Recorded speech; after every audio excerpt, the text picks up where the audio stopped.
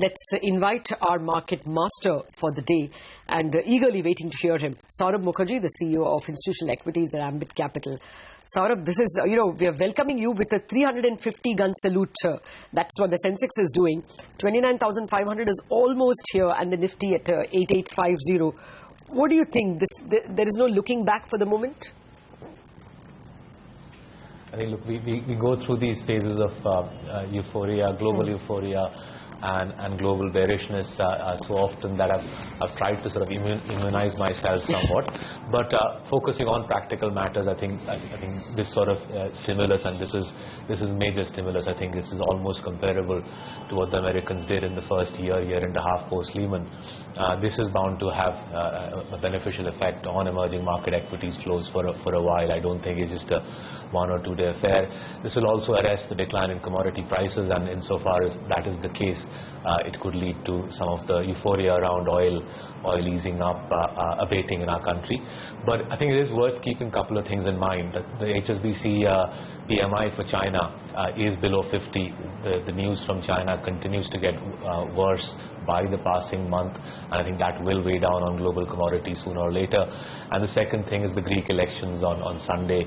I'm not a political expert on Greek or European politics, but the news from Greece seems to be that there's a good chance of an anti-European party coming to power, and that will then lead to the usual resumption of Brexit next week.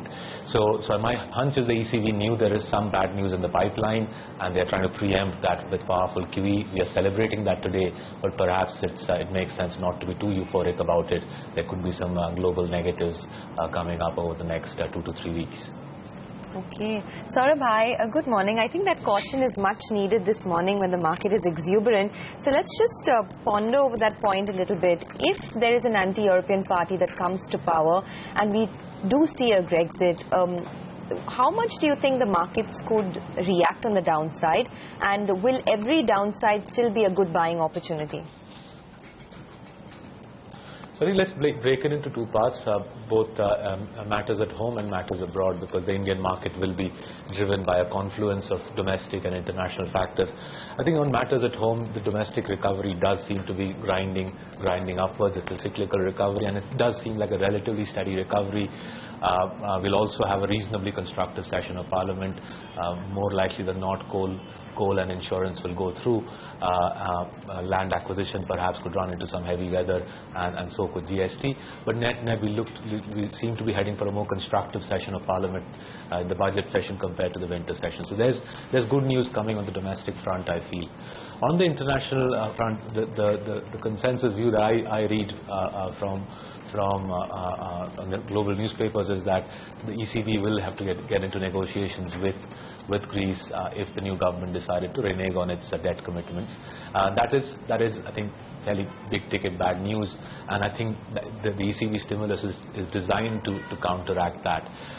So you'll get a couple of weeks of volatility as we go through the post-election turmoil.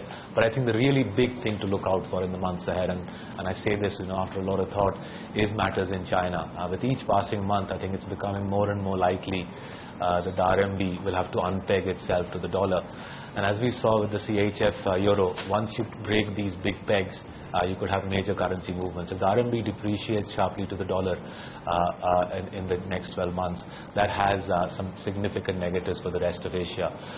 If you ask me, most of our global clients will focus on that rather than QE as a big deal.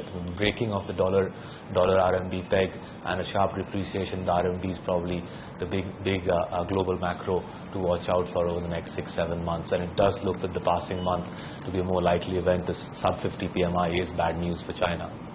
Okay. Actually, Saurabh, you have to break this up into how a stock market investor or trader will have to approach. Will this mean that those who have been relying and doing well on exports are going to get a beating? As the Indian rupee seems to be appreciating definitely versus the euro and maybe even versus the renminbi.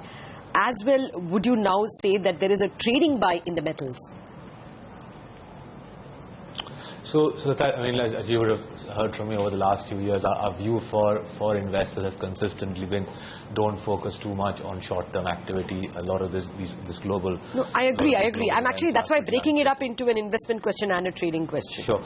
So the way we are looking at it is that we are in a cyclical recovery. It does make sense to be overwhelmingly in cyclicals. 70% of our model portfolio is in cyclicals, and within cyclicals, we are focusing on the higher quality sectors. Unfortunately, metals rarely makes it in that higher quality bucket. The state of balance sheets of these companies, the way they have managed their capital expenditure over the last decade, doesn't really engender that much confidence. So I wouldn't have too many metal stocks in my portfolio. The way I would try to play the recovery is focus on the better quality names in auto, in BFSI, in industrials, rather than going towards the metal sector. Okay. So just to belabor that point forward, you have been bullish on these spaces like autos and BFSI for a while. Taking one sector at a time, in the banking space, would you continue to back the leaders of the rally, or would you churn to some other stocks expecting them to play catch up? And if yes, which ones? Yeah, I think the big call on banking is, should one move disproportionately towards PSU banks, given how well PSU bank share prices have done over the past year.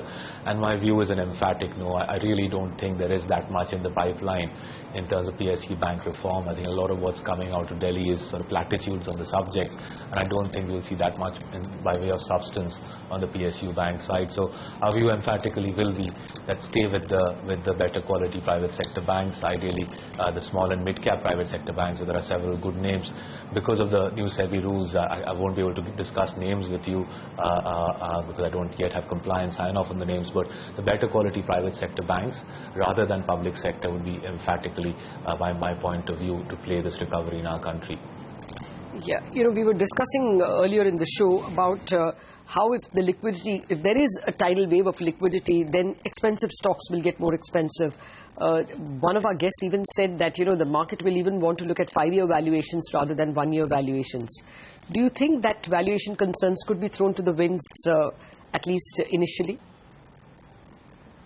I think the way things will pan out, Lata, my reading is, and I think we've seen this over the last year, is as you gain more confidence about the economic recovery, you will see investors move away from the stocks which are sort of the headmaster's favorite, the well-known bellwether names which are loved by everybody.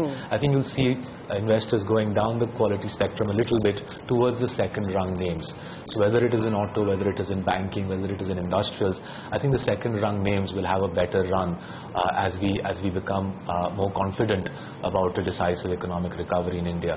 I don't think the broken balance sheet names will have too much of a run. They simply don't have the sustaining power in their balance sheet or in the management quality. But I definitely believe that the second-rung names, both in terms of market cap and in terms of quality, the second-rung names will have a much better run in the next 12 to 24 months. And my reading is that we've already seen a fair bit of that over the last 12 months. So it does make sense to say that I'm not going to play the 4 times book value bank. I'm going to come down the quality spectrum a little bit and look for reasonably good quality banks at, say, 2 times book value. Similarly, in the auto sector, I'm not going to go for the market leaders at 19, 20 times earnings. I'm going to come down the size curve and look at, say, a motorbike manufacturer at 13, 14, 15 times earnings. The second-rung players will have a much better run in the next 24 months than they've had in the previous 24 months. What you're saying is that you would rather, you would rather see the mid-caps going to 20,000 rather than the Nifty going to 15,000. The rally there is going to be sharper.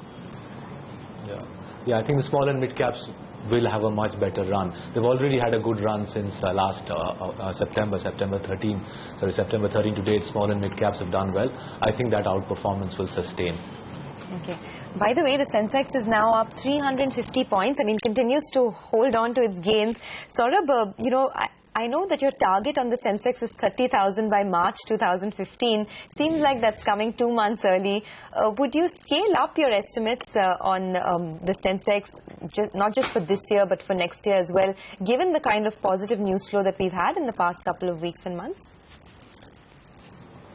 I think we'll stay with 30,000 for this March and 36,000 for next March. March 16, our target has been 36,000, and the reason I think we'll stay somewhat circumspect is there are fairly meaningful headwinds for India. I think we shouldn't forget on a day of euphoria that we have a banking system in a fair bit of trouble, a banking system which is woefully undercapitalized. We have an infra sector which is barely firing, an infra sector which really doesn't have a viable funding model. We will have a session of Parliament where in all probability the land acquisition bill or the land acquisition ordinance will run into very rough weather.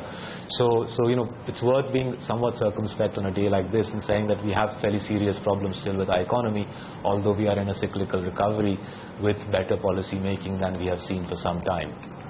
You bet on realty now. I mean, it's an ace interest rate play. Yeah. So I think in reality as well, it's a very good example of second rung plays being the way to go. I wouldn't play the largest realty stocks out there. I think they don't have the sort of capital allocation discipline which we look for in champion franchises. But there are players in the Bangalore real estate market, in the Mumbai real estate market, well-run real estate companies, good balance sheets, sensible cash flows, prudent management teams, who I do think will be good plays. I think there's probably 50 to 75 bits more of rate cuts in the next 12 months, and a well-run real estate company in a city like Bangalore, for example, should be able to capitalize on that quite well. All right, Saurabh, thank you very much for making an unscheduled stop at our place to celebrate with us, the Nifty going to 8850. Thank you very much for joining us.